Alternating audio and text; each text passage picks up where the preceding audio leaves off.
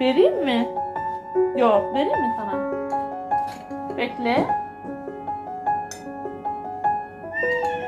Evet. Bademe. Gel. Gel bana. Gel. Ay bademe yoğurt vereceğim. Bir saniye bekle. Bir saniye bekle. Bir çay kaşığı yoğurdumuz var mı? Dur bekle. Tamam al aşkım.